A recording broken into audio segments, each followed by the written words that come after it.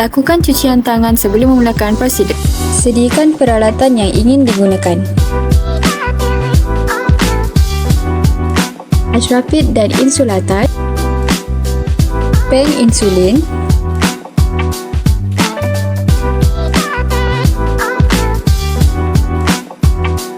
jarum insulin,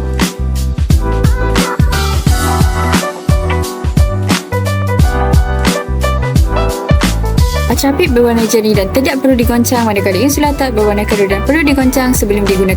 masukkan insulin ke dalam pen. Putarkan batang pen sehingga bunyi klik didengari.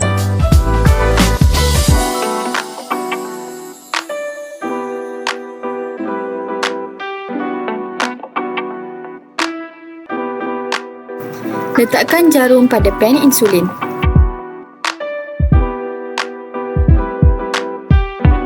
Goncangkan pen ke atas dan ke bawah sebanyak 10 kali.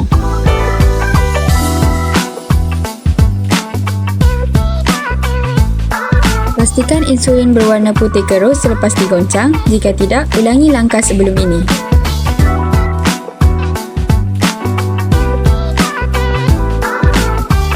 Pusingkan pemutar dos sehingga nombor 2 kelihatan di penanda pen. Dalam keadaan menegak dan hujung jarum menghala ke atas, tekan hujung pen sehingga penanda menunjukkan nombor kosong. Putarkan pemusing dos untuk mendapatkan dos yang telah ditetapkan oleh doktor. Pastikan jarum dan pen insulin berada dalam kedudukan 90 darjah. Gunakan rotation guide untuk mendapatkan lokasi yang sesuai. Buka penutup jam insulin. Pastikan kawasan suntikan telah dibersihkan menggunakan alkohol swab terlebih dahulu.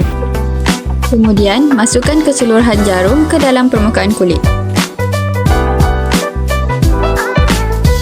Ini merupakan pandangan daripada atas. Pastikan jarum insulin terbenam di dalam permukaan kulit selama 10 saat. Lepas 10 saat, jarum boleh dikeluarkan. Pemberian insulin selesai.